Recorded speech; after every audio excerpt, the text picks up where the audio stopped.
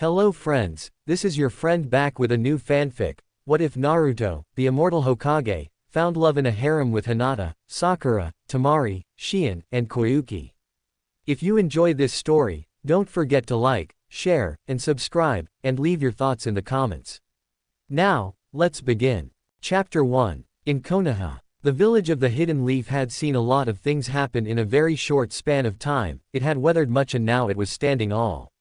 The village of the Land of Fire now had new hope and the people were able to enjoy a new period of peace and prosperity while still making sure to keep up in protecting the balance between the 5 elemental countries. The Shinobi Alliance had lost many of its members, but they had won the war with Uchiha Madara and Sasuke Uchiha. The war had been led by the 5 Kages, who had survived the battle, though it had been with the aid of one of the most recognized heroes of the village of Konoha, who ironically was once the object of hatred and fear due to being a Jinchuriki for the majority of his life. Naruto Uzumaki, who had once been the class clown and the object of hidden scorn and hatred, was now considered the savior and hero of the village after his battles with Akatsuki and with Pain when the ninja attacked the village. When he and the last of the Jinchuriki, Killer Bee, had fought together to face off with the leader of Akatsuki and to ensure the defeat of the man's plans, it was a battle of titanic proportions and had literally been a battle that shook the very foundations of the world. It was here that Naruto used the power bestowed on him by Sasuke's brother Itachi to defeat his former friend. It was enough to ensure that while he would survive, he would no longer be a threat to the world, as his Sharingan, despite the implants of his brother's eyes by the maniac Uchiha head, was completely deactivated, rendering him blind to the world in every sense of the word. This had finally put an end to Madara's plans, and his eventual death at the hands of the 2 Jinchuriki had been assured. There had been some dark moments as both were pushed their absolute limits and then some, but it was over and Madara finally died and was no longer a threat to the freedom of the world. After the battle, all 5 villages wanted Sasuke punished for his crimes, but Naruto decided to speak and not kill Sasuke. Even though others disagreed, he reminded them that he had been the one to stop his former friend and therefore it was up to him how he would be dealt with. Sasuke raged and insulted Naruto, calling him nothing more than scum, but Naruto was no longer easily goaded, and while still feeling a measure of friendship to Sasuke, he saw that the friend he once had was gone. But without the Sharingan and his ability to see, Naruto decided to exile Sasuke in a prison that would ensure that he would no longer be a threat to anyone, but he was to be provided humane treatment, food, water, and medicine, even if he refused. The former Uchiha spat at that, but even in his hatred, he knew that nothing would change things. His desire to use his hatred on the world was destroyed and he now was in darkness forever. After that, Tsunade served as Hokage for 3 more years until she relinquished her position to Naruto. But before she left the position of Hokage, she decided to reveal Naruto's true heritage to the village. Upon hearing of Naruto's parentage and the real events surrounding the deaths of the 4th Hokage and his wife, the villagers who had before treated Naruto with hatred, resentment, and contempt found themselves horrified at how they had treated Naruto when he was a child and sought to ask for his forgiveness for their actions. The others who were his friends were surprised, even more so were the other Jonin apart from Kakashi, who had long since known of Naruto's true parentage. When he took the rank of Hokage at age 19, the youngest Konoha ninja on record to ever ascend that rank since his father Minato, Naruto assembled the villagers and began to point out those who had always looked down on him, and forgave them, much to their shock. He then told them that after all he had been through, he understood how they felt now and why they resented him so much. But he showed that he still saw them as people he would protect, and he had never allowed the harshness and difficulty of his life to bring him down, and he strived to show that he was more than what he seemed to them. And now he had succeeded, though he admitted that even though he had achieved his lifelong dream and had brought peace to the lands, he was still a bit unsure about being Hokage, as he was not as gifted as the others before him, namely his father. He tearfully wished that his parents were here to see their son become Hokage, and that was enough to make people nod in agreement and they supported him. He then asked that several people step forward when called. He called Kakashi, Ruruka, Yamato, Sai Tsunade, much to the Sanin's surprise, and Shizune. He told them that they were going to be the new members of the council as he trusted them all with his own life. This surprised many, including the ones in question, but they accepted it even though Tsunade was not looking forward to looking at papers once more.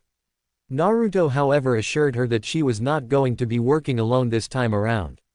Naruto vowed to do everything he can to make the will of fire burn for all, and the generations that were soon to come into this world. He then asked for the support of the people to achieve that goal together, and that was something that made every member of the village smile, along with those who Naruto considered as his lifelong friends. When he became Hokage, he was told that as the last descendant of the Uzumaki clan, he had a choice to rebuild the clan and give rise to it once more by those who were well versed in the laws of the land. The law stated that as a legitimate heir to a clan that was still alive after so many years, he had that choice to marry and help rebuild the clan from scratch. He consulted his new counselors on that suggestion and they agreed that it had merit, but it was his decision to do so as the legitimate heir and Hokage of the village. He was a bit worried about it and decided to think it over carefully as he wanted to make a good marriage and not one of mere law or convenience. He had no idea that he was going to be in for more than he bargained for as the news of the situation filtered through Konoha itself, and eventually the rest of the world. It was not long before he was greeted by a wave of letters from various women who wished to aid in the rebuilding of his clan. There were letters from ninja and civilians alike from the Land of Fire and also from other lands and nations as well. He was surprised to find several names from other lands that he recognized. One was from the Land of Demons, from head priestess Shion. There she reminded him that she still needed his help to give her powers to a new priestess. The other was from the Land of Snow, Spring, as Koyuki was happy to see him grow up to be the man she hoped he would be, and now she wanted to see just how much he had grown up. The next was from the Land of Vegetables as Haruna wanted to see how he had grown up as well, and she also wanted to thank him for all he had done to change her as a better person. The next was from the Land of Birds as Toki herself expressed great happiness for him and wished to help him in running his village and become a good man in more ways than one. The one that surprised him the most was a letter from Temari of all people. He had not expected that of all things, but Temari replied that this was requested by the council in Suna and even Gaara supported the idea of her being married to him. Besides, Temari had to admit that she had found him to be a good-looking man, and a trustworthy one, plus he was the only male that her two male siblings respected and approved of as a potential boyfriend or in this case, husband. It was not just from other nations and lands that the letters came from, it was in the Land of Fire as well. He received a letter from Amaru who had become one of the most recognized doctors and surgeons in the land. She wanted to thank him for all he had done for her in her darkest hour and to help heal him in any way that she could. There was also a letter from Hinata herself, asking if he would not mind if she was able to show the full extent of how she loved him for as long as she could remember. He was still trying to get used to all the attention and got the chance to talk with Sakura about it as she could be able to help him figure out what to do with this kind of situation, and after some time, the kunoichi told her blonde friend and Hokage that it would be better if he got to have some time with them all to see if he should accept them into the clan when it was time for him to start with rebuilding the clan he belonged to. He however decided to ask if she was willing to be among them. That had been a tense moment as Naruto tried to explain that he loved Sakura for years and wished to at least know if there was a chance that she could love him back. To his surprise, she agreed and after the women in question arrived, it was going to be a long series of days spent getting to know one another and developing levels of trust and respect between the women. Naruto himself did his best to try and learn as much from them as he could while developing bonds with them as well. It was not long, rather 4 to 10 months before Naruto finally agreed to the idea of being the head of the reborn Uzumaki clan. It was one heck of a wedding and Naruto wondered just how his parents and his godfather would react to this if they were still very much alive today. No doubt his godfather would have wanted him to spill the beans about the wedding night he was going to have and his mother would warn him not to be too rough with the women in his life now and she might wonder if he could handle being with this many females.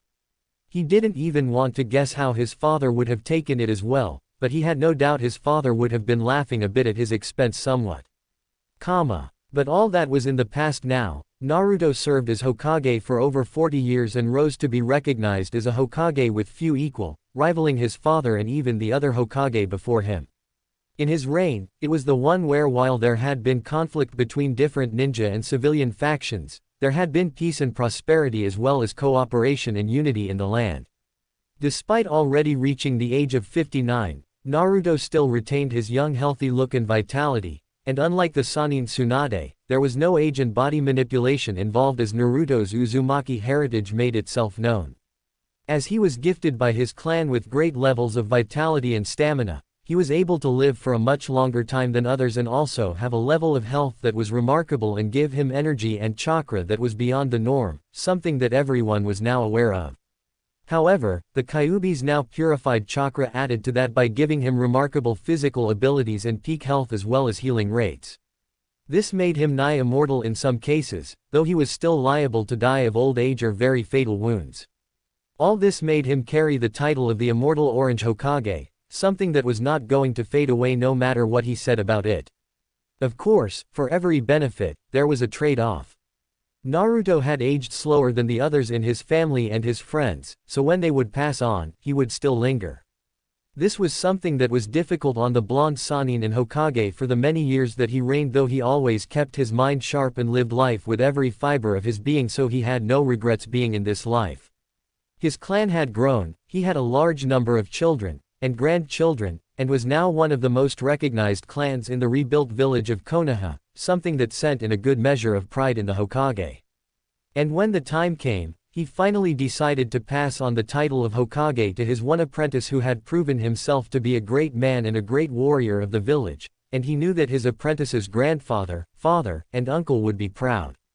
As for him, the time had come to pass the torch on to the next generation, or in his case, the new generation to come. It was high time that another would rise to take the rank of Kage, as he knew that his time had come, since despite his still youthful appearance he was already reaching retirement age and it would be wrong for him to take all the glory for himself. He was not that kind of person to do such things or think in such fashions. In the Hokage Tower, Konohamaru looked at Naruto as the Hokage handed him the symbolic hat that denoted the rank of Kage. The now Jonin-ranked grandson of Hiruzen Sarutobi looked at the hat and then to his former teacher with sad eyes. "Are you sure about this, boss? Why are you asking me that question? You've wanted to be Hokage yourself, right? And you've worked hard to be the right man for the job, Konohamaru. But still, you're the Immortal Orange Hokage, boss, there's no way I can ever surpass you." Naruto sternly replied. "Don't think like that, being Hokage is not about being famous or recognized all the time, Konohamaru. You have a duty and a responsibility towards the village of Konoha, as well as your family. Keep that and the will of fire in your mind always. Besides, it's your time to make your own legacy." The Jonin looked at the man he had admired since the day they met and learned the important lesson of working hard to achieve one's dream. He smiled and took the hat and replied, "I accept the position of Hokage, Hokage-sama." Naruto smirked and replied, "Good, and it's about time to use that title." It was then that another figure came who Naruto easily recognized even with the looks of old age on him. Ebisu was still the same as before but had served well as a special trainer for many promising ninja in the village like before. Naruto knew that to be true as a number of his children had been Ebisu's students after all. The Jonin spoke then to Naruto with great respect in his voice as he did so. "I will do my best to help Konohamaru-san to achieve his dream and make a legacy he can be proud of, Hokage-sama.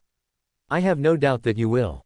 Now then, we have much to prepare, but for now, I need to take some time alone for myself."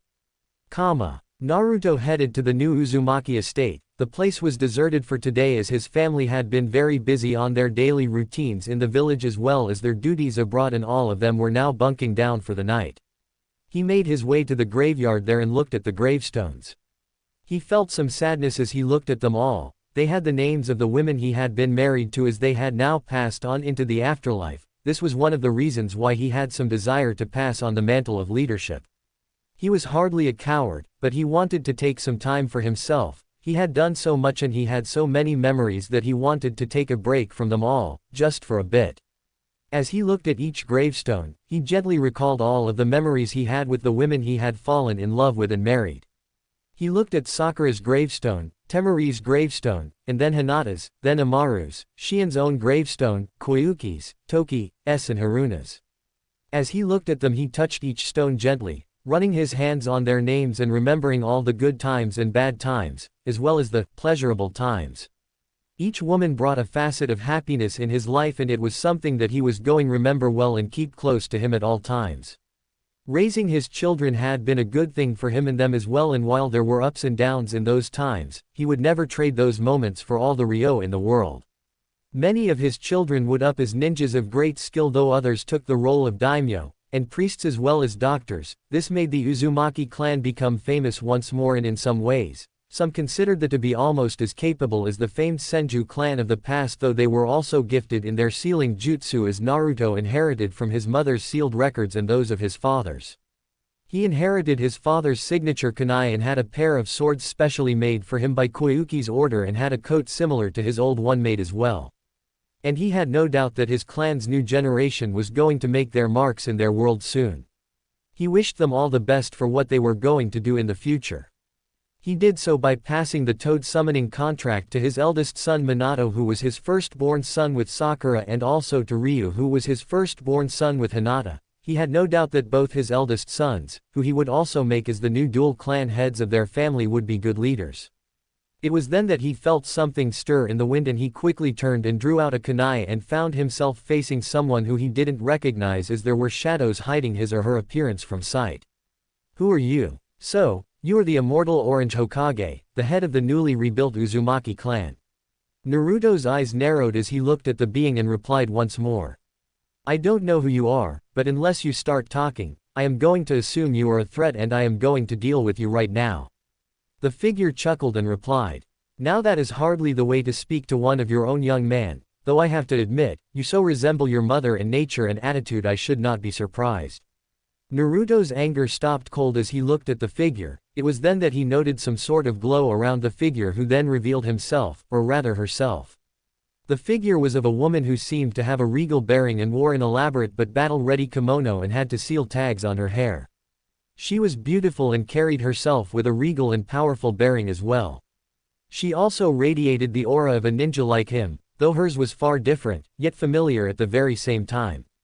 He quickly recognized her well enough. After all, his mother Kushina had talked about her and even showed her an image of the woman in question. "Why, you're Mito Uzumaki, the first Jinchuriki of the Kyuubi." Mito smiled and finished for the flabbergasted blonde Hokage. "Wife of the first Hokage, and great-grand aunt of your mother Kushina, it is a pleasure to finally meet my dear nephew in person, even though I'm not exactly alive to begin with." Naruto had one fear that lingered on despite his age and experience, and that was the fear of ghosts or the supernatural. Ironic for a man who had faced so many threats at so young an age when he was still a genin. Why you're a ghost?" "Not exactly, it's true that I am dead, but I am not bound here to the world of the living like ghosts do.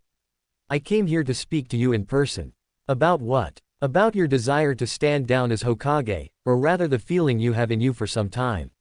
You've accomplished so much in your time, you have accomplished your dreams, and you have managed to bring the dreams of your godfather to reality. Now, you feel lost, as if you are alive without direction, or am I wrong, young one?"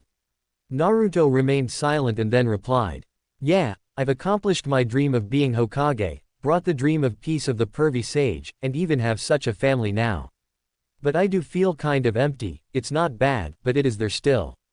"That is to be expected. You have accomplished your destiny after all, and you have lived your life fully. I guess you can call what you are feeling a crisis of purpose. It happens to those who have accomplished much in their lives. They had done so many things that they have developed a desire to do more good things. In other words, you're bored. But that's strange, isn't it? I mean, I've been bored before, but I never felt bored like this before."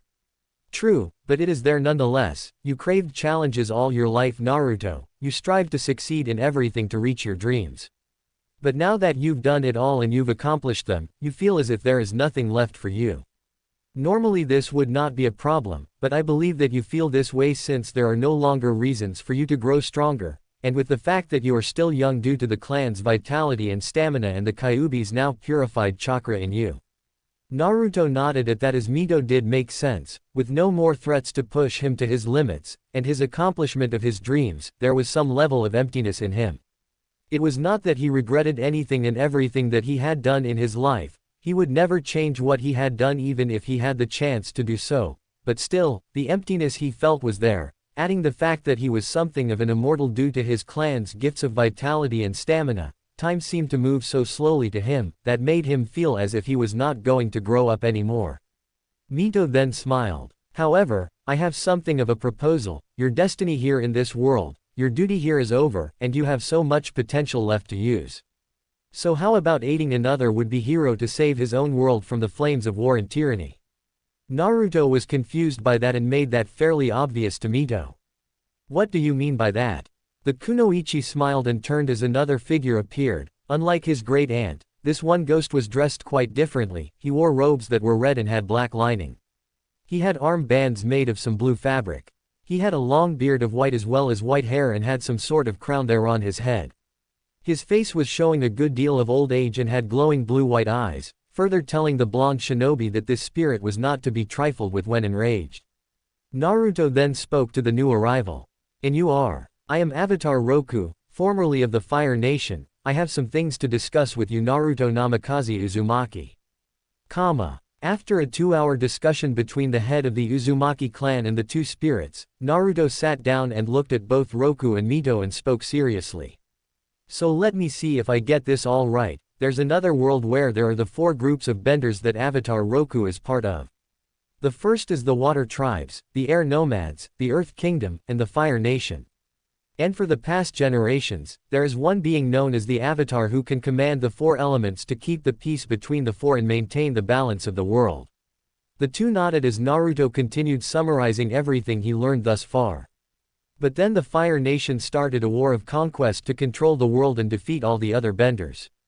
Their leader betrayed you, Avatar Roku, even though you and him were friends and you spared his life before, and afterwards, he hunted down the Air Nomads since the new Avatar was to be born among them. He then directed his war with the Water Tribes and the Earth Kingdom and waged war with them, but spent a large portion of his life hunting down the Avatar. And now, after 100 years since the war started, the new Avatar, who incidentally is the last of the Air Nomads, was found by a pair of Water Tribesmen, and now he has to learn all the elements and bend them in order to defeat the Fire Lord before he uses this Sozin's Comet to conquer all the lands. Did I get it all right? Roku nodded. Yes, that is the current situation in my world, Naruto Uzumaki. Okay, so now we get to the part on why is it you are asking for my help. Correct me if I am wrong, but you and the other previous avatars can help him, right? That is true, but time is against us in our world. He has but a few months in order to master the 4 elements, and with the Fire Nation's war spreading out day by day, Aang's time to learn fire bending, water bending, and earth bending is limited. He will need all the help he can get in order to be alive long enough to learn all of these before the final phase of the invasion. And we cannot intervene directly, we can only support him. Another reason is that while he is capable, he is still a young boy who has to deal with the burden of being the savior of the world. Even though he will find friends and allies, he will still face a hard life and he will feel the weight of such a responsibility to the world. Unlike the other avatars, including myself who have grown used to such responsibility, he has not and needs guidance. You have carried many burdens all your life and you have grown strong and never lost yourself in them. I have seen your life through the help of your aunt, and I am sure that you can truly help the new avatar in handling some of these hurdles that he will soon face in his life. Naruto thought it over carefully. He had to admit that Roku did have a point. Granted, he was not like this avatar, but he carried many burdens. One of the most serious was being the Jinchuriki of the Kyuubi, and many more when he got older. If he could help someone with saving his world, at least he was going to do something that was utterly worthwhile. Besides, he was actually curious as to what this new avatar was capable of. Okay, then I suppose that I can help if it is really that bad there in your world, Roku-san, but I do have one concern. Can I use my jutsu in your world? Because I won't be of much help if I have no way to use any of my jutsu. I can fight well, have my kenjutsu skills, and all the training I have since I was a child and a ninja. But it would not do well for me not to have my jutsu arsenal that can be very critical. The previous avatar nodded at that and replied, I understand your concerns. Rest assured that you can indeed perform your jutsu and summon your toad allies as well in battle. As for your resident, you have little to fear from it as you have defeated it in combat and its power is now yours. Alright then, so when are we supposed to go to your world, Roku-san? The two spirits smiled, seeing as Naruto was willing to help the avatar in this hour. Mito then replied to that. After you leave Konoha, head for the Valley of the End, there your path shall open. I have no doubt that you will be a good ally to the avatar in your travels with him. Naruto smirked at that and replied, that remains to be seen. I will see you all later. Avatar Roku nodded and smiled slightly. He saw such power and strength in this young man. He hoped that his decision to call for the aid of an outsider would be the key to helping Aang in more than just the art of bending. When he wandered the world of spirits and met Mito, she told him of her family line and the strongest of the Uzumaki clan to date. It was there that he decided to meet Naruto to ask for his aid in helping Aang, and now it seemed that Aang will gain a worthy ally. As they faded away, Naruto thought about what he had just agreed to. He was going into another world and aid this Avatar in saving this world of his from the tyrannical hands of this Fire Nation. It would have sounded weird, but now that he had met Roku and his aunt, then it was going to be a very interesting trip in his mind. Besides, it was high time he put his skills to good use in a battle, and taking part in stopping a war from consuming a world sounded like a good test of his abilities. The fact that he was going to help people further added fuel to his decision to help this Aang to master the elements and face off with the Fire Nation once and for all. With that in mind, he made his way into the compound and rested for the night, knowing that tomorrow was going to be a very long discussion with his family. The next day, at the gates of Konoha, a large group gathered. In fact, it was actually the entire village who was there at the gates, young and old alike, civilian and ninja. After all, one of their own was about to leave. Many watched as Naruto, now fully dressed, armed, and ready to go on his own personal sojourn, was there before them all. He had also bidden farewell to his old council, and they wished him all the best, though he prayed to Tsunade and Shizune as they had passed away already. He missed his adopted grandmother and hoped that she was finally able to be happy with her loved ones, even Jiraiya in heaven. In the past, many villagers would have loved to see the sight of Naruto leaving their village, all because of their anger and resentment for him being the Jinchuriki of the Kyuubi. They would have held a celebration all over the villages privately as they could now that the demon fox was no longer in their village. The reminder of all the lives lost that night so many years ago, and the death of the beloved fourth Hokage and his wife, along with so many sons, grandsons, daughters, granddaughters, sisters, brothers, and parents. But that was then. Now, after Naruto's long and prosperous reign as the immortal Orange Hokage, the atmosphere was not of jubilation, but of sadness. Many of the village elders were those who had been there during the invasion of Pain. They all remembered how the dead leader of Akatsuki had killed so many of their people and ruined the village, and it was Naruto who defeated him, as well as defeating Madara and Sasuke in the Fourth Shinobi War. They were saddened by the fact that he was about to leave the village forever. Some asked if he was going to become a missing ninja, and he replied that he was not, merely going to tour the world before finally meeting his end. This was not easy for them, and neither was it for Naruto, but after a while he bid them all goodbye and told the younger ninjas there, who had been those who he had seen grow up into fine people, that the future was in their hands now, and he wished them to keep the will of fire burning for as long as they were able to do so. Many of them vowed to their former Hokage that they would keep that promise to him no matter what happened. He sensed that they meant it, and as soon as he was ready, dressed in his own long coat that he had worn in his battle with Pain, his swords on his back, his regular and special kunai with him, as well as his spare clothes, scrolls, shuriken, and other things he might need in this new task before him, he bid them all farewell. As he did so, Naruto looked at the rebuilt village once more, the people there in the gate, and he saw the village in the past and saw all of his friends who had passed away. He knew that they were long gone, but he saw them waving at him goodbye along with the people he had cared for in his younger days. He gave them all one final wave and soon left.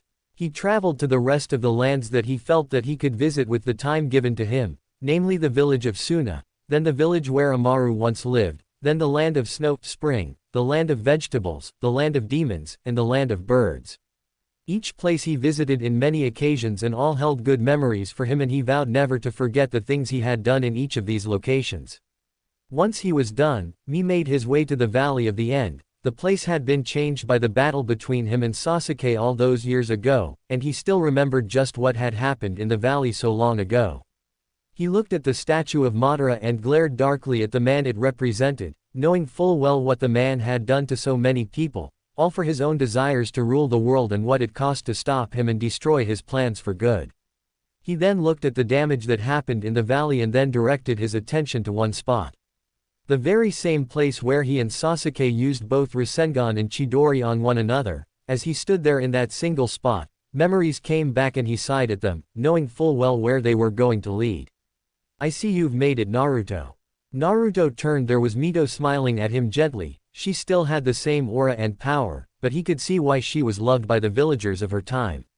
The former living kunoichi, the first Jinchuriki of the Kyuubi, and wife of the first Hokage looked at her nephew and marveled at how much her line had grown and changed. She placed that aside for the time being as Avatar Roku finally arrived. Naruto nodded at them and spoke.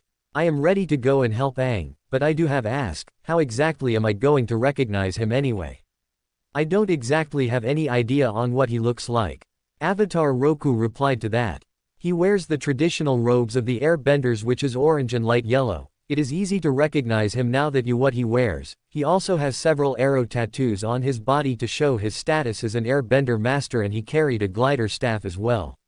Naruto smirked at that. He wears orange, huh? I like what I'm hearing. Anything else? The former avatar smiled a bit and replied. Nothing at the moment. You best hurry. He and his companions are currently on the island of Kyoshi, named after another avatar who was a female earthbender in her time. They are currently under attack by the Fire Nation. If you face them, be careful not to harm their leader, one Prince Zuko. The blonde Sannin raised an eyebrow at that and replied. I take there's a reason for that. He has a destiny before him, undecided as of yet. No matter what happens, he must not die for any reason. He is conflicted, of that you will no doubt see for yourself, but he will prove to be an asset to Aang. When that will occur, I cannot say. Naruto sighed a bit and readied himself, and that was not missed by both Mito and Roku as they summoned their respective power, and soon a portal opened before the blonde ninja. Naruto turned to look at his world one more time and smiled happily at it as he knew that it was going to be in good hands. He then stepped through the portal and got ready to find this avatar named Aang. As soon as he crossed the portal and came out the other side, Naruto found himself in a forest of some sort, and he was quick to smell burning wood and the sounds of combat. He had trained his senses for the past 40 years of his life, and he was able to sense a battle was going on before him as he moved towards the source of the conflict. I only arrive a mere second in this new world and already I land right in the middle of a battle. Damn, I must be pretty lucky today. The blonde moved out and soon passed through the forest and into a village that looked like someone had seriously forgotten to keep the kids from playing flammable materials. The only thing that told him that there was a battle were the number of red and black clad soldiers with helmets and masks firing flames out of their hands and feet while using an array of weapons as well, and all of them were in the process of tearing up the place. Fire Nation soldiers, so that's fire bending could be useful back home since they don't use hand seals, but sucks since there's not that much flexibility and there's no way you can shape fire for your needs. He then noted the females wearing the face paint, kimonos, armor, the odd but regal looking crowns, and the fans. If he didn't know any better, these ladies looked like something out of a play back home. The blonde however managed to keep moving and looked for this guy named Aang since he was his primary responsibility, and as soon as he found him, then all the better. It didn't take too long for Naruto to finally spot Aang, as he was the only one wearing those kinds of colors of orange and yellow in this morass of people. Naruto looked at the young man incredulously for a moment or two and spoke his thoughts out. That's the avatar. He looks about as intimidating as a bunny rabbit. Of course, after learning all he could from Roku about the avatar's abilities and skills that were still dormant in him and his ability to learn quickly, he knew not to judge by looks alone. His time as Hokage also reinforced that belief, which was why he decided to focus on the more important things, like trying to keep this kid alive long enough to do his duty to save his world. He quickly made his way to the battle zone before him and deal with the Fire Nation soldiers before the entire village he had arrived in was turned into charcoal. The Fire Nation soldiers closest to Naruto had no idea what hit them the very second the blonde decided to act. He took out several shuriken and stapled the fighters to the walls nearby, much to the surprise of both the soldiers and the Kyoshi warriors who they were fighting with. They turned to see Naruto before them as the blonde placed on a pair of gloves with metal guards on the top of them and took out both swords from his back and attacked the other Fire Nation warriors. One who was on his mount tried to run the blonde through with his spear, but the ninja was quick to react as he flipped and cut the weapon in the middle and then leaping off the mount's tail while landing two powerful kicks right into the faces of two more before they could attack him. He clashes with three more, quickly slashing and stabbing to keep them off balance before taking them down. He placed aside one of his swords and then spotted Aang apparently fighting with some rather skilled fighter who no doubt was a fire bender. Naruto moved in and then heard one of the Fire Nation soldiers shouting, "Prince Zuko! We have a new threat." The man that Aang was fighting reacted to that call, telling Naruto quickly that this one was Zuko. The very second he looked at the young man's scarred face and the fire in his eyes, the blonde was struck by the fact that the prince was radiating a great deal of emotion in the way he moved and fought with Aang, and in that moment, he remembered only one person who fought in some fashion like Zuko. Sasuke. Though he doubted that it was possible, the way Zuko fought and the way he acted was an exact mirror to his former friend Sasuke before he was corrupted by Orochimaru and eventually went back to being the old version of himself, and becoming the man he fought with so many years ago. He felt something stir in him, anger for the most part, but he quickly clamped down hard on it and focused on what Roku told him about Zuko and his still unknown role to play in this world. No matter how he felt about seeing someone who reminded him of his former friend, he had to keep his focus on the task at hand. He quickly focused his chakra and then fired out a chakra chain from his arm and looped it around the waist of the prince. The sudden appearance of the chakra chain completely caught the fighting pair as Aang and Suki spotted the thing suddenly loop around Zuko's waist. Zuko himself was shocked by what was it that had suddenly caught him by the waist. He had no time to react however as he was suddenly dragged away from Aang and then spotted the holder of the glowing chain leaping towards Aang and company and reveal himself to the group of Aang as well as the Fire Nation prince. The man was tall, taller than the others and wore some sort of short-sleeved long coat with red as the main color and black flames on the edges. He carried a single-edged sword in one hand and wore gloves with metal guards on them. He wore orange and black as well as a headband with a metal plate there and some sort of symbol that resembled a leaf of some sort. He also wore some sort of vest with metal stitched there which was like an armored vest of some sort and the same could be said for the armor he had on. The man also had blonde hair, completely unknown in this world and had blue eyes and odd whisker marks that made him look rather different, but hardly ugly in any respect. Zuko managed to get up and go into a defensive position to face this new threat. Yet he couldn't help but wonder just who this person was that came out of nowhere, and what was it he had just used on him. "Who are you?" Naruto replied to that as he quickly placed aside his sword and quickly did a number of hand seals to summon one of his own patented jutsu. "Someone who's not going to let you have your way with the Avatar Prince Zuko, now then take this. Fuuton.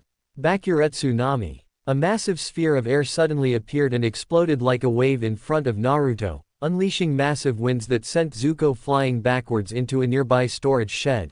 Naruto quickly drew out both swords quickly, channeling his chakra into them and saw them glow with his chakra and then felt his elemental affinity take over as the swords were covered in wind as he attacked the support struts of the shed. Fuuton. Sabama te ru kirite. The wind flew from the sword slashes and quickly cut down the support struts and sent the front end of the shed down. Naruto knew that Zuko was going to be fine, but it would take some time for the prince to escape from the wreckage. He sheathed both swords and turned to face Aang.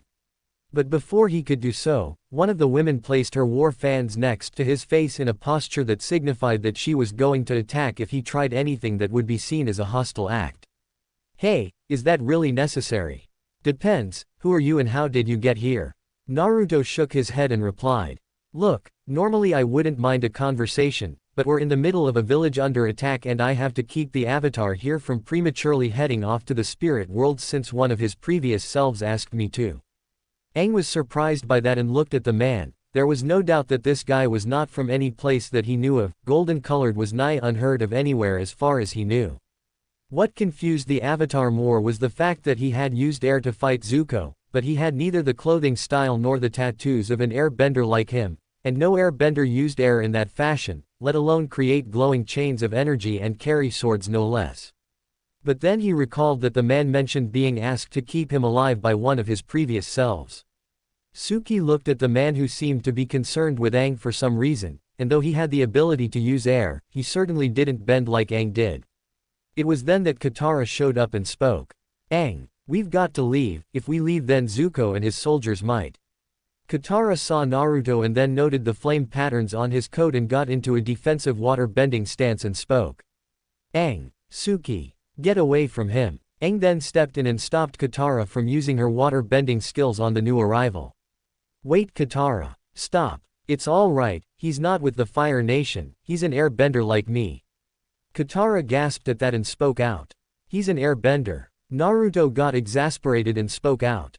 Now is not the time, let's move out of here already. I managed to pin down old Scarface earlier, but he will get out, and if we don't lure him away from here, I can bet he would have this place turned into a mass of charcoal.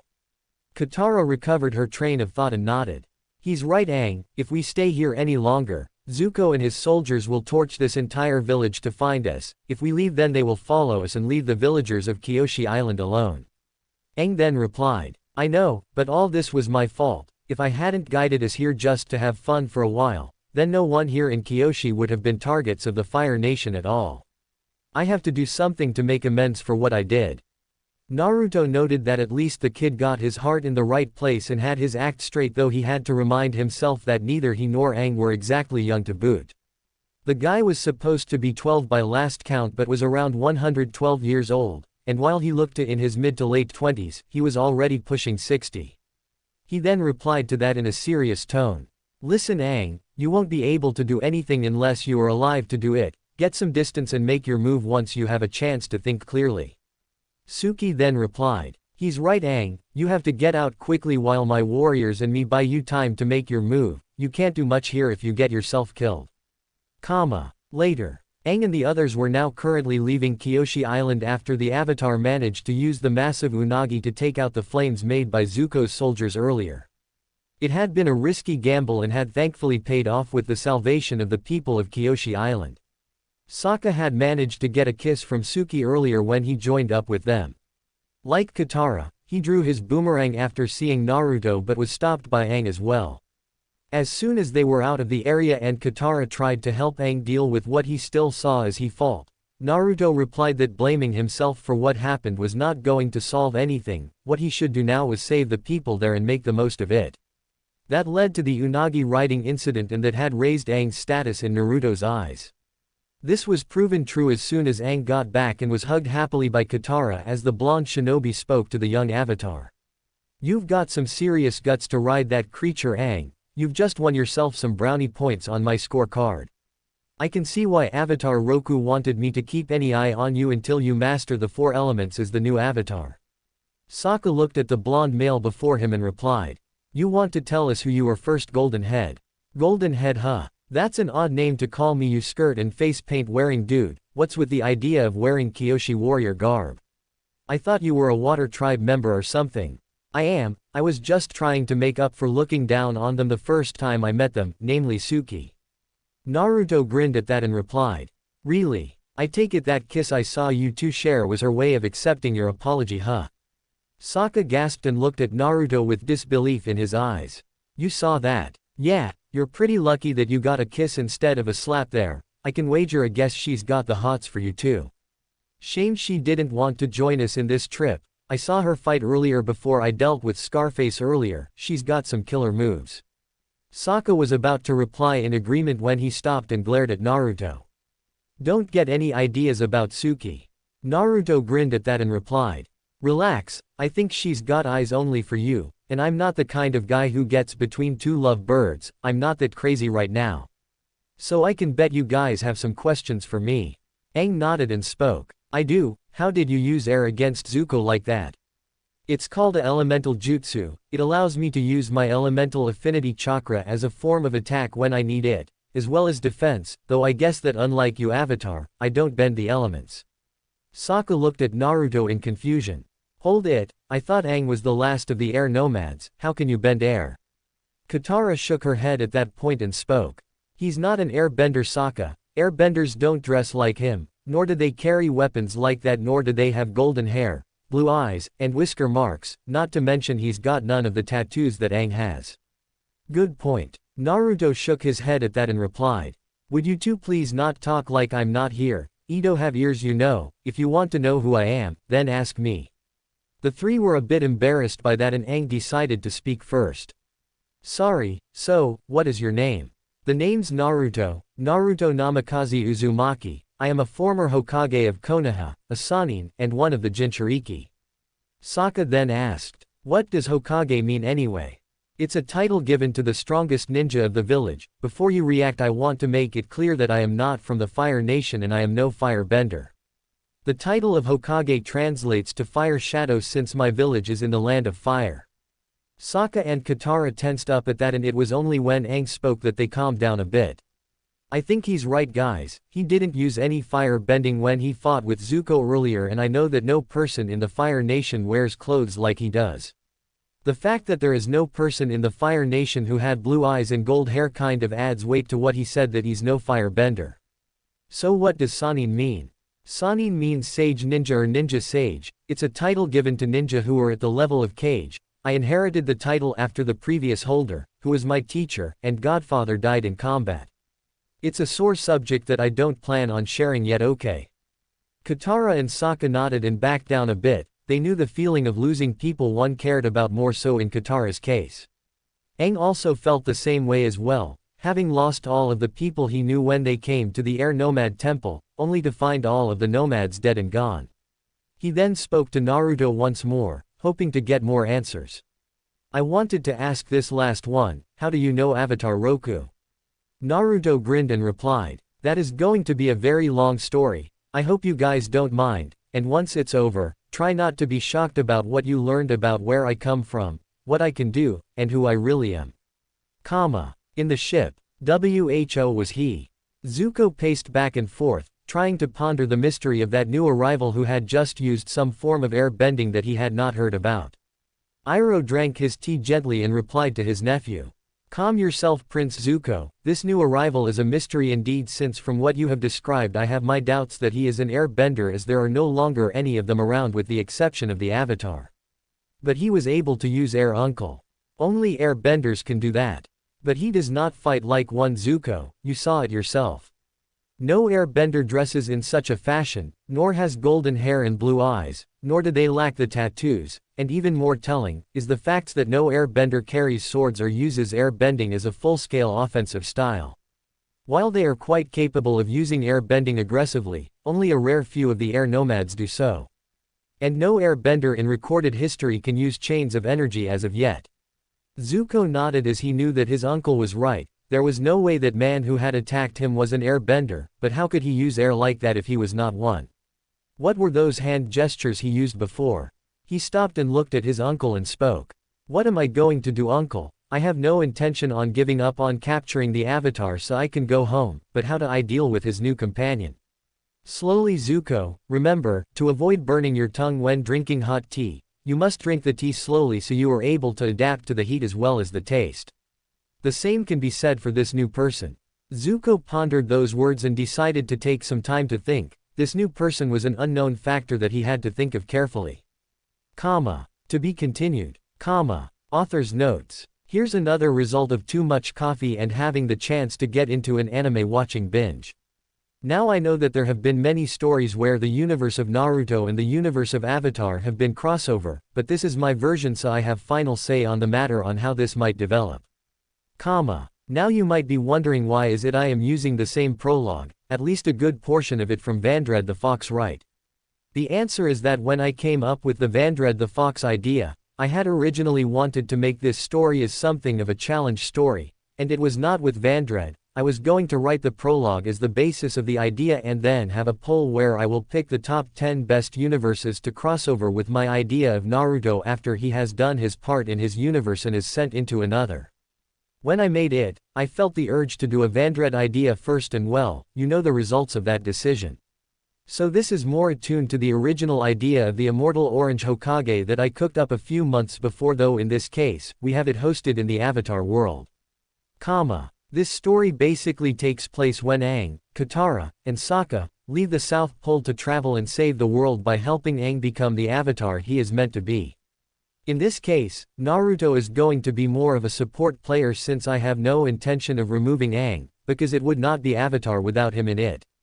He will also help Aang in other ways as well as have an effect on others in the Avatar universe. In this romp, I get to have some changes made to Naruto to better set him into the role, which I will reveal later. But he is not going to be godlike in this fic, it gives me a headache every time I run into stories like that. I like Naruto the way he is in the anime and manga, not as some godlike entity, since there's no fun it anymore if he is one, since he wins all the time. In this story he has all he has learned and also some he has developed on his own time as Hokage, so you can bet he is a lot different than before, And he can summon toads this time around, unlike in the Vandred idea, since toads the size of houses and mountains in space is just plain weird. Besides, there's not that much room in the Nirvana to house those toads to begin with, and you can bet that they are going to freak the women out, maybe even Gita. Now as for pairings, obviously I am not going to take Katara away from Aang, nor am I going to muck around with the other couples that are officially recognized in the Avatar universe, but that certainly does not mean I am going to let Naruto be alone in this one. I might make some OCs at some point, so expect Naruto to have some company and might even add some extra muscle in this fight. I might make a poll on that and see how this develops, pick the OC template and I'll crank it out. Okay. Now this is merely the prologue. I have no plans to expand this yet, so I will focus more on my works before I tackle this story, since I need to review my knowledge of Avatar if I want to do this. Chapter 2. Naruto looked the place over for a minute longer and then spoke to the others about what they were looking at right now. Though the blonde was directing his thoughts more on the young bald and tattooed youth than the other two, as he was the one who had suggested they come here in the first place. So that city before us in the mountains is Omashu. Aang nodded as he smiled at the city. While next to Katara and Sokka, they had arrived in the city of Omashu, and it had been some time since he had been in the city, at least 100 years ago when he hanged out with his old friend Bumi. The wild-eyed and red-haired kid and him were always hanging out, and he recalled the extremely unconventional ways his friend would think and act, which was why he called Bumi a mad genius. Yes, it's been a long time since I visited this place, and at least it's not changed too much since I was last here. My old friend Bumi lived here and he and I had some very interesting times in Omashu. Katara smiled at the sight and spoke out her awe. Those houses look so different from those back home. Sokka summed that up pretty well in his own words. How come they aren't melting in the sun? Naruto would have looked at the two siblings and asked what was it that they were talking about, but recalled from what he had learned from Avatar Roku about the water benders. Since they lived in the poles of the world, which translated to the coldest spots in the world, it would make sense that they lived in igloos and such.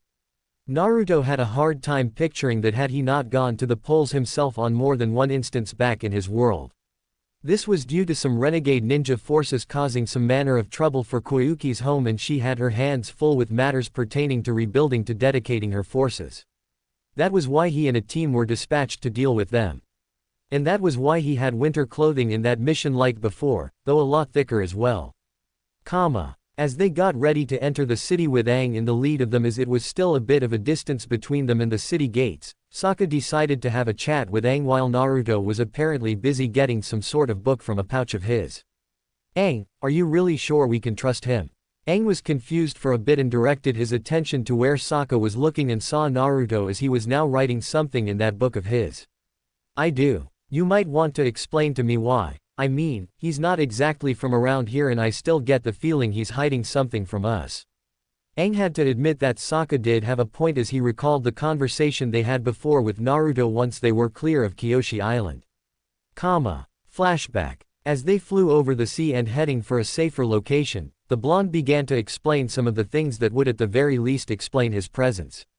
One such discussion had actually gotten the two siblings a lot more serious about the blonde. You're an assassin. Naruto nodded at Sokka's question and replied. Yeah, I was trained as an assassin, but I have only killed 2 in my life and they deserved it. Aang was not the least bit pleased by that. As an airbender, he was a pacifist by virtue of his upbringing and values, and he made that clear to Naruto. Why did you say that they deserved to die and why did you kill them? Naruto sighed and replied to the question. Both of them were utterly merciless criminals and could not be convinced otherwise. The first had no problem with not just killing, but experimenting on the dead and thought nothing to defiling them and bringing the dead back to life. It didn't make things any easier when you count the fact that he had been trained as a healer but used those skills to kill and further his experiments. Katara spoke at this point with a less than happy look on her face. And what about the other one you killed? Naruto sighed as he knew that person very well. That person in question was none other than Uchiha Madara. He knew when he fought the man that nothing he would say would change his mind. The man was a criminal and terrorist of the highest order, so nothing was going to change his way of thinking no matter how hard he was going to try. And the fact that he was willing to do what he wanted at the expense of everyone else made killing him worth it. The man, well, to call him a man is a crime, he was more of a monster. Think of him as being the worst things in humans made into one man. He did so many horrible things, not just to me but to countless other people as well. In fact, he started what would be considered the Fourth Great Shinobi War. Many of my friends risked their lives to fight him along with other ninja forces all over the world to fight him and his dark army. We won, but many lives were lost, all because of one man who could never let go of his hatred and desire to rule the world. And from what I have learned of this, Fire Lord, he is no different than the one I killed. Naruto was silent for a moment or two and replied, I do not relish taking life, even if I am trained to take life, but those two, they had to be stopped, and at least I never took any pleasure in my actions. If I did, then I am no different than them. Katara was silent at this and then Aang spoke. So you are the leader of your village. Former leader actually, I retired recently and was contacted by Roku and here I am. Let's just say that my meeting with him was rather unusual. The two were silent for a while until Sokka spoke. So why are you saying that you were sent here by an avatar named Roku? I may not love the Fire Nation and any news from them is not welcome to me, but why would he ask for your help? And isn't he supposed to be dead? Naruto shook his head and replied. All I know is that Roku asked me to help keep Aang alive and believe me, I was not really happy with the idea of being asked by a ghost to do this. I just had this dislike for ghosts, but since he was asking me and I was convinced to help him by a relative of mine, I agreed. I gave the position of Hokage to a very good man who I was friends with and had more than enough to qualifications to be Hokage in my place. And after some time, I came to Kyoshi Island, and you guys know the rest. Sokka then was silent at this as he and his friends looked at their new travel companion. The oldest of the three was sure that there was something that the blonde-haired guy was hiding. Katara might call him paranoid but he was not going to change this habit. And with that in mind he decided to ask again if there was anything else he was hiding. So why send you alone? Naruto raised his eyebrow at that as he had an idea where this was going. Why? You thought Aang was going to get a team of ninja to protect him? He is the Avatar after all. Naruto shook his head and replied. Haven't you been listening? Being a Kage means you are one of the strongest ninja in the village. They don't just give you the title, you have to show that you are worthy and you have to earn the right to be even considered Kage material, so a Kage level ninja is the best ninja around, with some exceptions. Not to mention the fact I have been trained in Senjutsu, summoning jutsu, collaboration jutsu, nature manipulation, the Fuinjutsu skills of my mother's clan, mastering my father's two signature jutsu, and have old furball as part of it. Besides that, having a large force is going to attract attention. Ninja teams always work in teams of 4, a Jonin leader and 3 Genin or Chunin and sometimes one of them would be a medic nin. Katara spoke next to that. A what? A ninja trained on medical techniques, like a field doctor is the best way to put it. And though they are not allowed to fight since they are healers, there are some who can do so and even be poison masters as well if needed. Their knowledge of the body can even be used to kill better, but only if needed and when they have to fight back. Sokka was surprised a bit and replied. A ninja who's a healer? I thought you were all assassins. We are, but we serve as spies, bodyguards, escorts, and more. It's the ones of us who are mercenaries or renegades who deserve a lot more scrutiny. Those guys wind up as being bandits, raiders, and worse. Most of us ninja serve the leaders of our village who hands the missions, and we serve in the army when we need to when called by the feudal lord of our land. We do usually get some rogues every now and then so we have to deal with them. Anyway, is there anything else you want to ask? Katara was the one to speak as she had something to ask about since meeting Naruto. When she heard that he was not from any of the 4 bending cultures, she was curious about how women were treated in his world.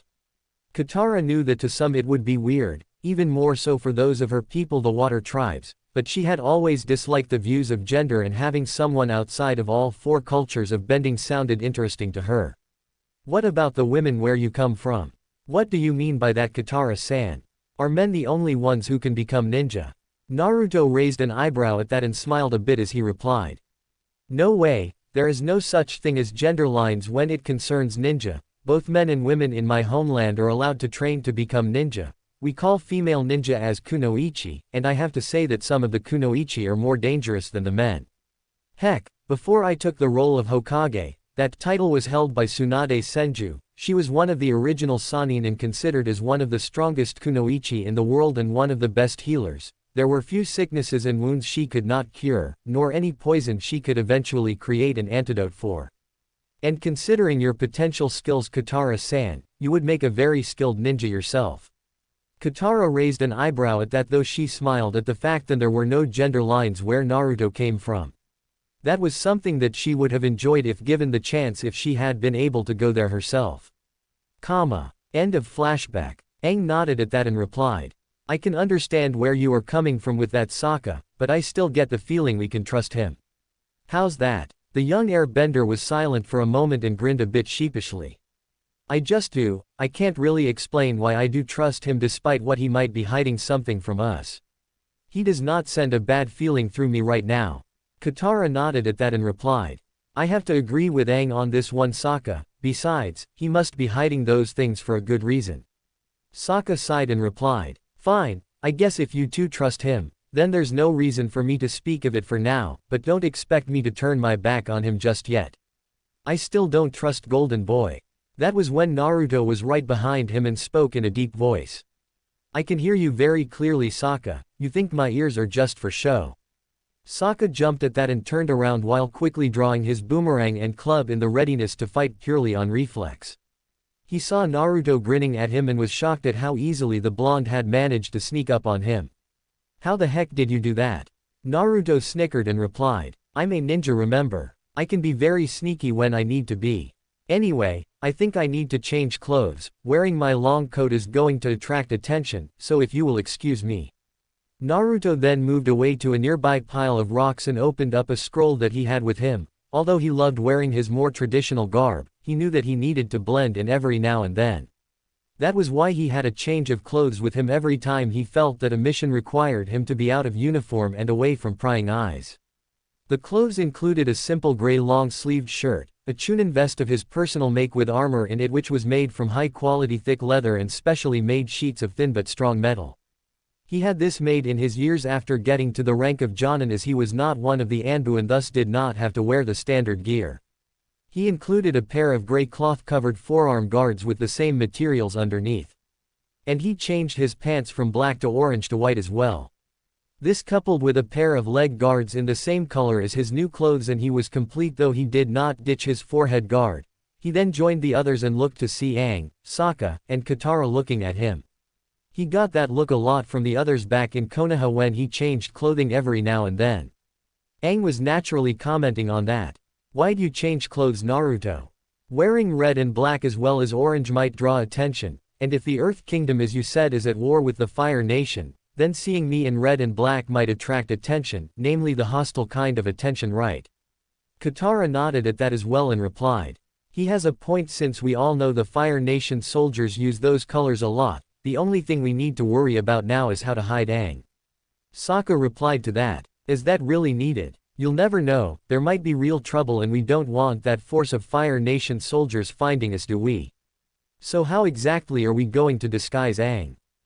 Why would I need a disguise? Katara replied to Aang's question. It might be a bad idea for people to find out you're the Avatar Aang, so we do need to disguise you. And how can we do that? Have me grow a mustache or something? It took a bit of time, but they finally used some of Appa's fur and formed it into a wig and a mustache for Aang to wear. Naruto was trying hard not to laugh at the sight of Aang in that get-up. All the guy had to do was act old and decrepit and he passed. That urge was harder to control when Aang began to complain of feeling itchy and even asked how Appa could live like this. They knew bringing Appa was a bad idea and there was no place for the air bison to land in the city anyway. As they headed into the direction of Omashu, Naruto could not help but chuckle mentally to himself as he looked at the 3 children he was accompanying. That statement might have sounded weird since he had the look of only being a few years older than them, but that was only his physical appearance, and his real age already made him a very old man. Though if what they said about finding Aang in that iceberg was true, then he was way older than him, though he was literally on ice for that to happen. He already managed to formulate thoughts concerning the 3 as he had taken the time to get used to them and learn what he could. Aang was certainly different and was rather funny. He was fun-loving and had a serious humor streak in him, coupled with his air-bending skills as well as his other abilities, though his other bending skills needed a lot of work as he needed to master the others according to Roku when he had talked with the ghost from before. He also had to give the young man credit for his stance of not killing since in some ways, it mimicked his own. He however already knew that killing at times had to be done depending on who the person he was fighting with was, and if there was no other choice, and he had no doubts in his mind that Aang would be tested. He also felt that despite his nature and upbringing, Aang was going to be tested, so he was going to have to be ready for that to happen. All he could hope for was that Aang did not let it consume him, since it was not the best thing to happen. The fact that he was the Avatar and had the mission to save the world was something that Naruto had to also respect. He might not show it to others, but he could tell that Aang had some serious insecurity about his destiny as Avatar, and being a guy barely into his teens only added more weight to the whole mess. In some ways, it was similar to how he had been when he was the Jinchuriki and had to deal with the way people viewed him for most of his growing up years. The only difference between him and Aang, apart from their powers and appearances, was that Aang was someone who was seen as a savior by the world, while he was seen as the jailer of the Kyuubi, and very few thought of him as one of the children of destiny, Nagato being the other one. Unlike Aang, Naruto had been shunned and ignored all his growing up years, all because of the Kyuubi inside of him, not to mention having the hatred of the people directed at him. Of course he knew that many suffered when the Kyuubi attacked when Madara took control of the Kyuubi, and such wounds were hard to forget. He however had no doubts in his mind that Aang's return was not going to be easily accepted. He knew firsthand that there would be people who might hate him for not being around to help them in the war, and there would be those who might try to use him for their own ends. He had encountered many people like that, and while some had some valid reasons to a degree, others were not so altruistic despite their twisted logic. All he could hope for was to keep those kinds of people from driving Aang over the edge or driving him to a dark end. He liked Aang already, though he was still unsure on how to view him in battle. He had yet to see Aang fight, and he hoped to see a good performance. Maybe he could even spar with him and see how he compared to his longtime friends. Katara was obviously the mother figure and big sister of the group, and also was not bad looking either. In fact, she was rather attractive with the blue eyes, tan skin, and well-formed features, not to mention that if given time she would have a body that would send heads turning, especially when she got to adult age.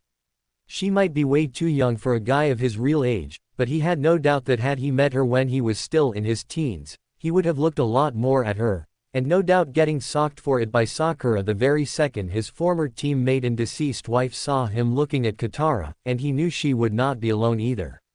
She was the only water bender as the whole group, and as such, apart from Aang, would be able to fight with the elements, and despite the fact that her skills were not up to speed, he had no doubt that once she got serious with her training, she could go a long way. And he was not kidding when he said she would make a great ninja on her own accord if given training and time. He had no trouble seeing that Aang had a serious crush on Katara, as he had caught Aang looking at Katara more than once in the trip. He had said nothing since it was hardly his business, but the chance to have some fun teasing Aang if he caught him eyeing Katara when she was not looking was certain tempting. And he could not fault Aang for said attraction to Katara at all, since from what he could gather, she was the very first person he saw when he woke up from that iceberg. However, he knew that Katara would not always be the sweet and kind-hearted girl that she was right now when things went really bad. If there was one thing Naruto learned the hard way, it was at times the seemingly kind-hearted women who could be really dangerous when something was there that really managed to get under their skin and ignite their tempers. He was actually looking forward to the time when Katara would show her wild and dangerous side. After all, there was nothing wrong with having a dark side every now and then in your life. Sokka on the other hand was funny in his own way. The guy had a sense of humor that Naruto could easily relate to and had a strong sense of justice in his mind. He had intelligence from the fact that he had made his own weapons by hand, something done every day, but he was lazy as hell and no doubted needed a lot of proper motivation to get himself into high gear. But when he did get the motivation, there was no telling how far he would get. In some ways, Sokka reminded him of his old friend Shikamaru Nara, though unlike his old friend, Sokka had a sense of humor and could be easily seen as a funny and good man who had a serious imagination. Shikamaru on the other hand was about as excitable as a sack of dead fish, always saying things were troublesome, and unlike Sokka, didn't think girls were bad. It still amazed Naruto that Shikamaru even got married to that decoder woman in the Konoha archives. How she found him attractive and husband material, he would never be able to find out. There was a lot of potential in Sokka, and Naruto had no doubt that sooner or later, it was all going to be seen, and he was going to see it. Sokka was a warrior in heart, and while he did not have skills or experience, he certainly had imagination, determination, and innovation on his side. And if there was one thing he personally learned in his growing up years, those things can really help one go a very long way in the world. He also had a feeling that when push came to shove, Sokka was not going to go down without a fight, and under the right master, he was going to go a very long way in the world. Heck, he might very well teach Sokka a few things or two as well if and when he was given the chance. For now, however, he knew that Sokka, despite his words, would still have some level of trust issues with him, and he expected that. As for the two siblings, they might argue and be critical on one another, but he would have to be blind, deaf, and dumb not to see the way they cared for one another. After all, they were siblings, and no doubt having lost their mother and then having their father move away before would be hard, even though they were part of a family. He wondered if that would have been his own life had been able to have a little brother or sister had his parents been alive. And with him being the oldest, there was no doubt that Sokka would fight tooth and nail to keep Katara safe, though he had no doubt that Sokka would also be watching over guys trying to court his sister like a hawk. It made him wonder what would have happened had he been in that situation and had a little sister who he had to watch over, and she happened to be a very attractive lady to boot. There would have been no doubt in his mind that he would have a heck of a time if he did have a little sister. If my sister was as good looking as our mom, I would have been watching over her like a hawk too. Now I can guess at least how Gaara would act when watching over his sister, never mind the fact that Temari's the oldest of them. The blonde chuckled at that image, which grabbed the attention of Katara as she turned to face him. "What's so funny, Naruto?" "Oh, just thinking about something funny, Katara, nothing to be worried about." Sokka looked at him and replied, "You want to share in the humor?" Naruto shook his head at that.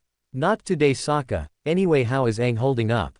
Sokka turned to show Aang moving about on his staff like an old man, and while Naruto had to admit once more that considering his height and stature, Aang could pass for an old man, the twitching of excitement about him was sending him the wrong signals, though it seemed lost to the others.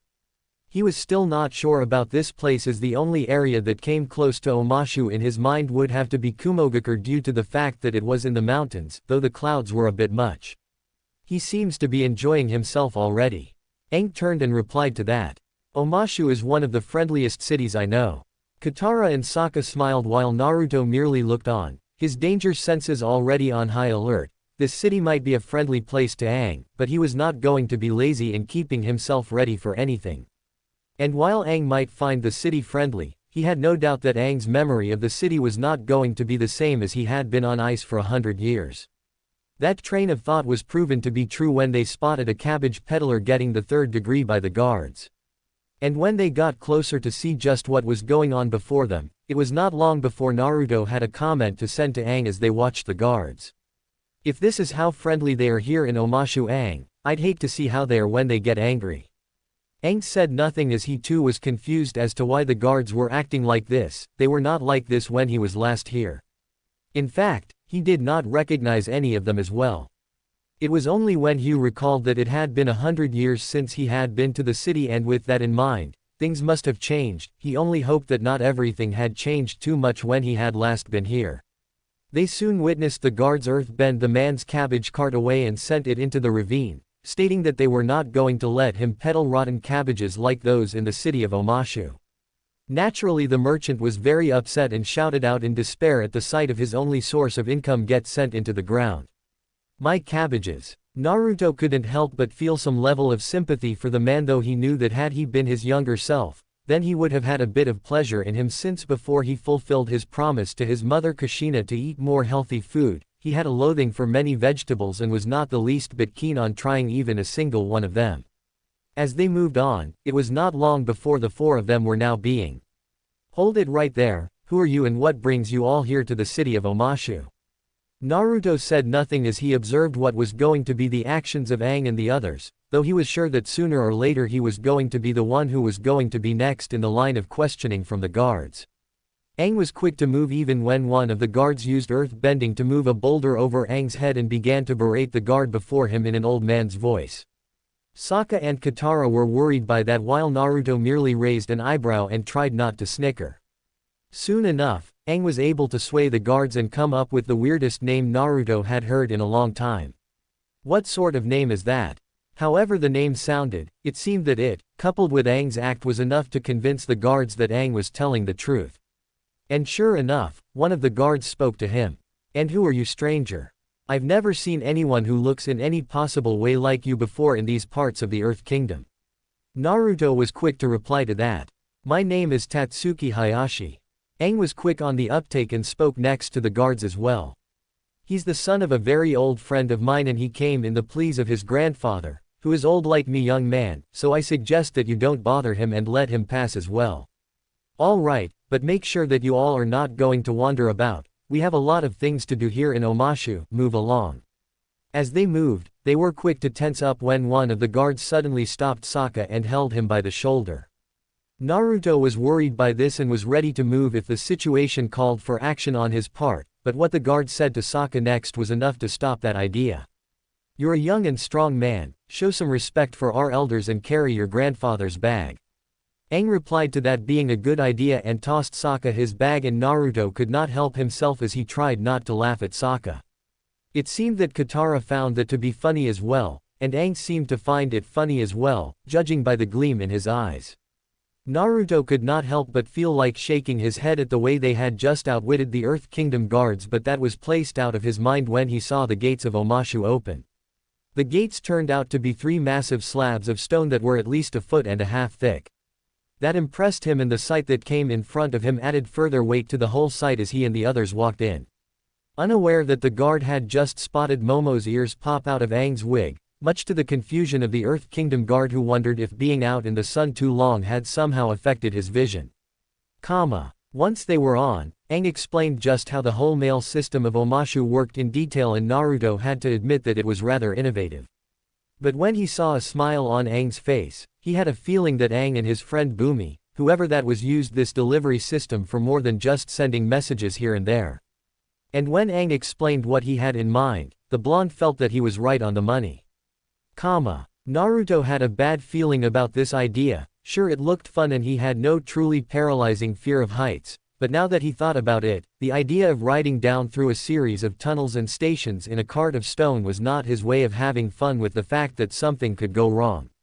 And he was more than willing to make that train of thought obvious as he and the others were now in one of the stations.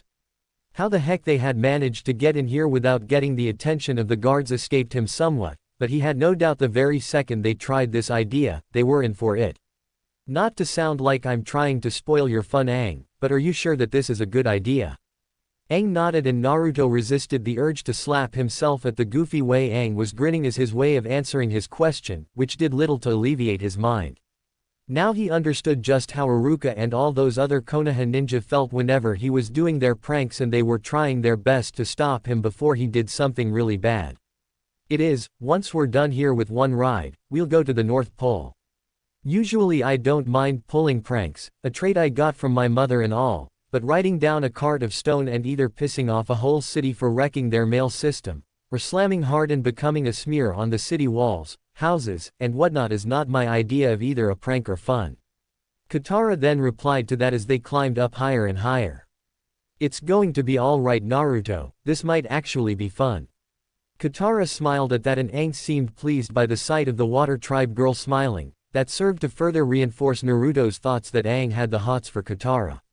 But he could not help but know that sooner or later, Katara was going to regret making that statement. And Naruto was right on the money as he watched the 3 of them move away, and Katara's cries told him that she regretted her words. He then spotted a cart carrying spears following the group, and he knew that things had turned from fun to dangerous. The blonde was quick to follow them, using his chakra to give his feet traction and allow him to reach the cart. He used his chakra to hang on to the cart, and he was quick to push the cart further away if he could. But that action was not enough to make the spears go away. "Oh hell, duck Sokka. Naruto's warning was spot on as several of the spears came and he had to move to the side with using the same training he had taken to master his sage mode to hold on the side while Sokka ducked and Katara was about ready to drop as well. Aang was quick to see what was about to happen and he spoke. "I'm on it." Naruto was thankful that his chakra control was better off as Aang began to move the cart quickly and sent them away from the path of the spear cart. But that also sent them off the tunnel and they hit several roofs. Sokka, Aang, and Katara looked to see Naruto manage to somehow hold himself on the cart while standing up. "How the heck are you doing that?" Naruto replied seriously. "Now is not the time, Sokka." Aang was cheering away as they moved through the city on the roofs of houses, and Naruto knew that the city's inhabitants were going to be really pissed. Their cart smashed in between a group of earthbenders who were no doubt part of the military and naturally they were no doubt going to be the ones after them once this joyride was over. They soon landed on another tunnel and soon things were getting out of hand as he positioned himself on the back of the cart while standing over Sokka. Katara then cried out to Aang. "Aang, we need to move away from here. Use your air bending. Right, we can move much faster." Naruto then replied with some sarcasm at that as Aang's airbending move made the cart move even faster. "Great, going faster will really help us, by turning us into a faster moving disaster." Naruto's words were right on target as the speed of the cart was now making it go at breakneck speeds. Naruto was tempted to use his senjutsu to summon nature chakra to stop them once he grabbed something. But he shot down that idea since doing so at this speed was going to possibly catapult them out and smash them hard into something. And considering how fast they were going, odds were it was going to hurt, at least him since he was quite used to that and his senjutsu could help him, but for Aang and the others, that was not an option. They soon slammed through another area and thought they avoided disaster when an earthbender moved a cart away, only to have another appear as the man made another one appear. They were smashed into it and were tossed away while reaching yet another drop. They were soon in the air and Naruto knew that things had really gone off the deep end. He then spotted Aang use his air bending to get the cart below them and slow down long enough to get them all back into it without trouble. He however decided to use his mother's chakra chain technique and formed a kunai blade on the end and used it to stab the cart and yank himself to it. Once he was there and the others were in, he used his chakra to stick himself on the cart once more. Their little trip soon had them causing even more chaos in Omashu. One such action included smashing through a man's window and smashing the jar he was working on. As soon as they busted out the other side, Aang cried out to the man whose work they trashed. "Sorry. I doubt that sorry is going to cut it, Aang." Naruto was happy that he managed to hold on for as long as he could, but as soon as they were sent off the tunnel they were sent through a building and when they came out, he watched Momo try to avoid being clawed up by a seriously whiskered cat-like creature with the lemur pushing it away and now they were sent down off the roof of a building. He looked down and spotted a cart and the same cabbage merchant from before. How the heck did that guy get his cabbage cart into the city? Naruto had no time to ask that question out loud as the cart smashed the cart and the man screamed out at them. "My cabbages!" As they were surrounded by the guards and their weapons aimed at them, Naruto could not help but speak to Aang, whose disguise was now a tattered mess and not much use anymore for what they were about to get into. "I think we just wore out our welcome here." In the throne room, Naruto looked at the king of Omashu and could not help but feel a bit unsettled around the old man. He had a weird face and his hair resembled a pair of pyramids of white sticking out on the sides of his head, and he has the usual marks of old age. Despite the look he had, the blonde had a feeling that this king was not someone who was the kind to be looked down on. Something about him was different. The guy might act like the proverbial loose cannon in the brain department, but he knew that things can be deceiving. What the king then said once the merchant was done demanding he and the others were to be executed made Naruto all the more curious when asked by the high-ranking officers what he would want done to them. After all, who in their right minds would make the announcement that those who were to be punished be thrown a feast? In the dining hall, Naruto looked at the large amount of food that was there on the table, and while he had to admit that the spread of food was delicious looking and certainly smelled wonderful, the sheer amount and quality of the food was more than enough to raise his wariness. No one goes through the trouble of making this much food without an ulterior motive behind the whole thing. He and the others were sitting on one side, and while he was being tempted by the foods before him, he was still able to focus on trying to find out what was going Aang was asked by the king about he came from and Aang replied that he came from a place called Kangaroo Island. Naruto had no idea where that was or what the heck kangaroos were, but he could easily see that the king was not buying it. After a few more discussions, the king was about to retire, or at least give the impression that he was when he suddenly turned and tossed something at Aang. Naruto's battle-tested and hardened reflexes kicked in at that exact moment and he quickly drew out a kunai from his hidden pouch. He had plans to cut down the object thrown by the king at Aang, but just as he was about to take the weapon, he was surprised to see that the projectile was something that was hardly a weapon. Roasted chicken leg. That's no weapon, unless. Naruto's train of thought was right on the money as Aang reflexively used his air-bending abilities in that exact moment to catch the chicken leg. That did it, and both he, Katara and Sokka knew it when the king replied at the sight. Well now, it seems we have an air nomad in our midst, and not just any air nomad but the Avatar himself. Naruto finally spoke what he felt to everyone in earshot, namely his companions. We are so busted. It was not long before the guards swarmed the place, but Naruto was quick to react and knocked out the first pair coming at him. He blocked a downward strike with his right forearm, and lunged to ram his fist into the guard's stomach and then followed that with a double palm strike. The second guard came at him and he managed to block the attack from the guard's blade and kneed him in the groin. But before he could do anything else, one of the guards used earth bending to grab him by the feet, and before he could act, the other guards surrounded him, Aang, Sokka, and Katara. The elderly king looked at them all and gave Naruto a long look as he spoke. You fight well for a foreigner, and your fighting style is different. I've heard that before. I bet you have, but since I have your companions as guests, I suggest you calm down, my golden-haired friend. Naruto gritted his teeth and relaxed himself and replied. Fine, you've got us, your highness, so what now? Naruto did not have long to find out. As he, Sokka, and Katara were being taken away to the challenge areas, Naruto looked at the crystal-like substance growing on his hand. He could have easily broken free and fought the guards off to help the others the very second they had been taken away earlier, with the exception of Aang, but he had a feeling that doing so was not a good idea. He was not afraid at all, but there was something about this whole thing that made no sense to him. Knowing the Avatar was among his people should have been a good deal of news for the old king, but he took it casually. No one knew about Aang before they came here, so how did this man act as if he expected it and did not mind having Aang in his home city? And why was it that he did not seem bothered by the fact that Aang was the last of the air nomads? There was also the fact that he was placing Aang through tests to let him leave. Why let Aang leave when he could be an aide in the war with the Fire Nation? Why place Aang into something like this when they had other matters to deal with right here and right now? There's something going on here, and I can bet that the old man is the one behind the whole thing.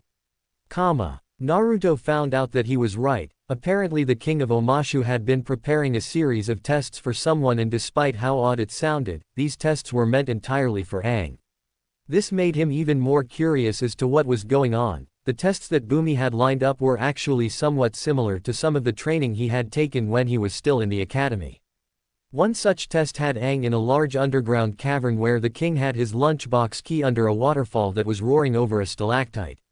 The blonde could bet that getting the key was not going to be a cakewalk for Aang, even as the Avatar. The water rushing down would make it hard to reach the key above and below, and the smooth slippery surface of the rock formation meant getting a grip would be bad news for Aang. This test is more on the mental aspect, how to get the key without getting into the waterfall. This guy might seem crazy, but it could be just an act. He's smarter than he looks, and no doubt he's an earthbender like his people. He's making Aang think outside the box. Wait a minute. Does that mean that he's someone who knows Aang? Naruto then tried a slight test out of sight range of everyone, and what he got answered his mental question easily. I see. Well then, I guess there's no reason for me to worry at all. Just let Aang figure all this out on his own. It was not long before Aang finally finished the first test by removing a stalactite top and then used it as a spear while using his air bending to move aside the water. The stone spear was able to hook the key, take it away from the stand it was on, and send it to the king. But Naruto doubted that this was the only test this king had in mind. The next test involved getting the pet of the king for a kiss and petting session. The creature looked harmless enough, though it was the weirdest looking rabbit he had ever seen in his life. But then the massive and less cuddly version was now chasing Aang. It was only when Aang figured out that the massive creature trying to catch him was actually the king's pet and called it Flopsy of all things. As he looked at the sight of the massive ape-like creature being cuddled by the old man, he could not help but try not to laugh. He had to see how this was going to end. It was not long before the last test was in an arena and Aang was supposed to choose his opponent. Two dangerous and skilled-looking gladiators came out to flank the king on either side. Naruto was quick to guess the real test here. Aang had to choose his opponent wisely and not be fooled by appearances alone. He knew that to be true due to his own profession, as he had met people who looked harmless at first, but turned out to be rather dangerous as well. Aang chose the king and Naruto could not help but shake his head as the king then began to act a lot differently and revealed a hell of a muscled form underneath the purple robes. And sure enough, the old man revealed his prowess as an earthbender as he was quick to send Aang into the ring, and soon the fight began between the two. Aang tried using his usual air nomad techniques of evasion, but the king knew of it and replied that Aang had to strike him sooner or later. He's right, Aang has to strike soon, but I doubt the king is going to make that easy by any means. Aang found that out easily enough, as the king's skills in attacking with earth-bending also meant that his defensive skills were just as effective. Aang could not attack directly, and it was when he was able to force the king to defend from his own attack. And as soon as he was able to scale it up by making a tornado to send the next massive attack back at the king, he closed in. Only to find him and the king underneath a massive boulder. Naruto smirked a bit. This situation had changed. If the king tossed the boulder aside, Aang had a clean shot at him, and if he tried to squash Aang, then he was going to be hit too. The old man conceded and soon went back to where they were. Aang was ready for them to be freed, but not before the king mentioned that he had to answer one question. Aang was less than happy and replied, "That's not fair. You said if I passed your tests you would let my friends go free." "Ah, but what's the point of tests if you don't learn anything?" Sokka was not the least bit comfortable by this and replied, "Oh come on." The king was unfazed by that and replied, "Answer this one question and I will set your friends free. What is my name?" Naruto couldn't help but smirk at this as the king went back to the throne room. He already knew the king's name but kept silent as he decided to let Aang figure it out on his own. Aang himself was surprised by that question as he had not expected that of all things. Sokka tried to give the name but Naruto was not going to say anything yet. This was Aang's game. And after Katara gave him some hints, Aang finally got it.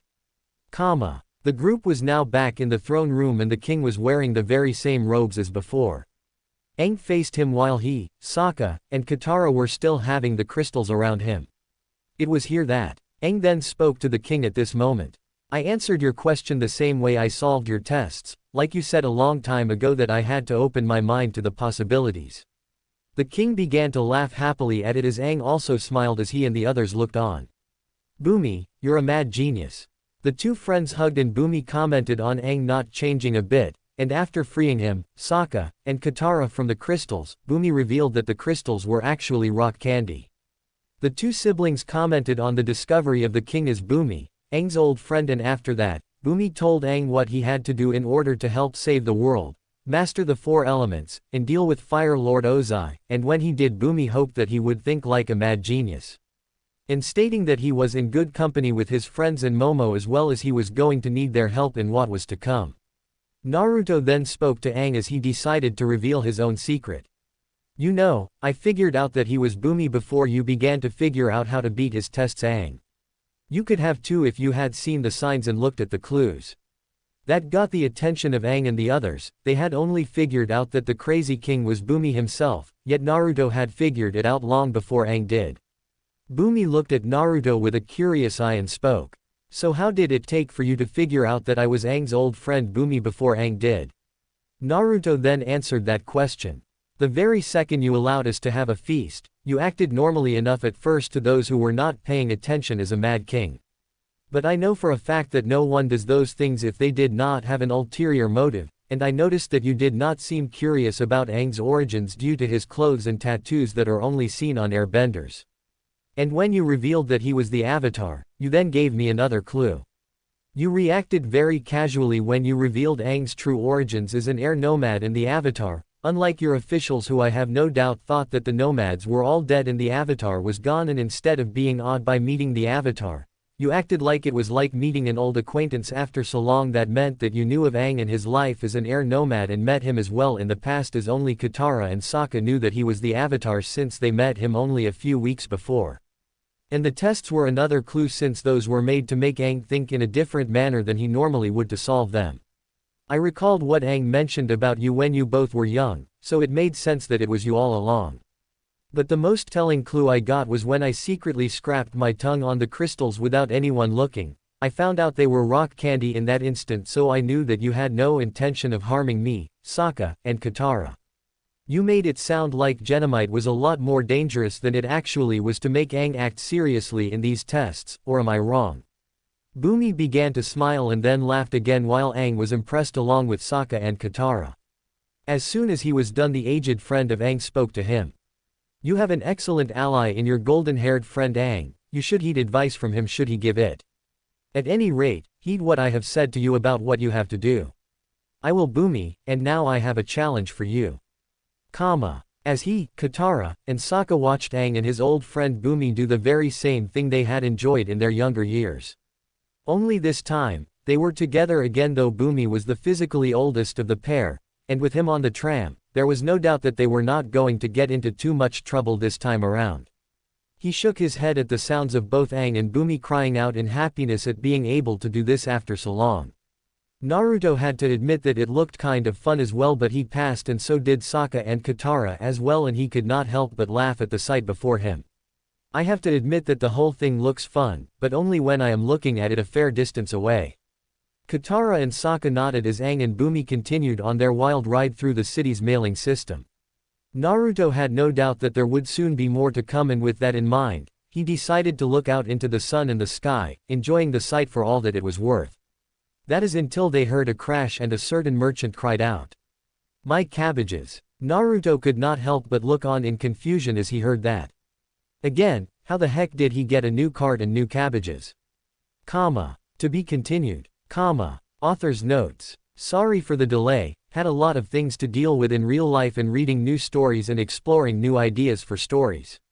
Well, we now have a new chapter for this story after a very long time. I know this might be a bit long since I worked on this, so it's a bit rusty and needs to be tested out. But I am going to do what I can to see if I can get this story back up to speed and make it work. This story has been on ice for a while, so I decided to thaw it up and see if I can bring this story back to life. I have decided to at least solidify Naruto's role in the story to a degree so everyone gets a feel for what he is going to be doing in the Team Aang, as it were, and that is as a supporter of the team. He will take a more active role once we get to the more serious battles and when facing more dangerous opposition. Naruto did not reveal everything of himself, as he only gave them the basics and not the whole story. He made sure to keep it hidden for now, and only Aang knows the truth, though in a very vague sense through the fact that Roku is spiritually linked with him and that will allow him to sense things that can evade the senses of the others.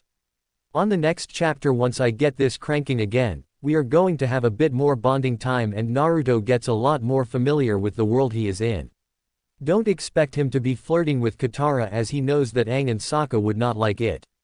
He will however decide to teach Katara how to defend herself if she cannot use her water-bending abilities. The reason for this is when I read Katara's profile, she had excellent acrobatic skills and she is highly agile, but that is about it. I intend to rectify that on the next chapter once I am done updating a few of my other stories. On Naruto's case, when it concerns his relationships that are in the possible romantic case, I will state that I am still working on figuring out what to do in that department. But what I can say is that I will be working on it and develop it once this story is now on the road to being updated and given a lot more filling.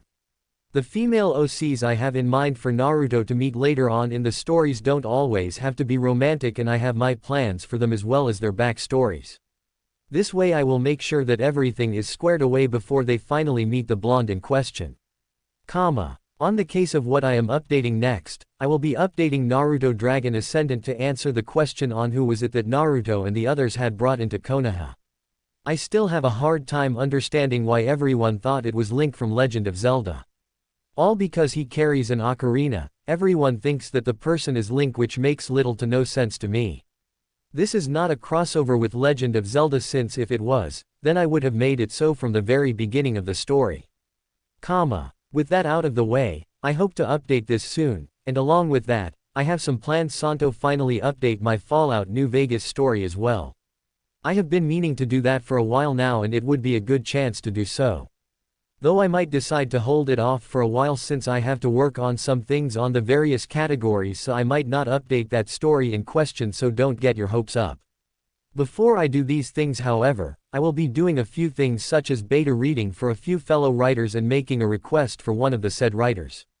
I am not saying anything more on the matter, so don't ask. I will however state that this will mean that it will be a while before I finally work on said fix, so don't ask me when I will be updating. Once I am done with this time period, I will be taking a break before moving to deal with my Naruto Dragon Ascendant story. That's all for today's part. If you like the story, please like, share, and subscribe to Fox Fanfiction, it really helps the channel grow. Comment below, who fits best beside an immortal Naruto?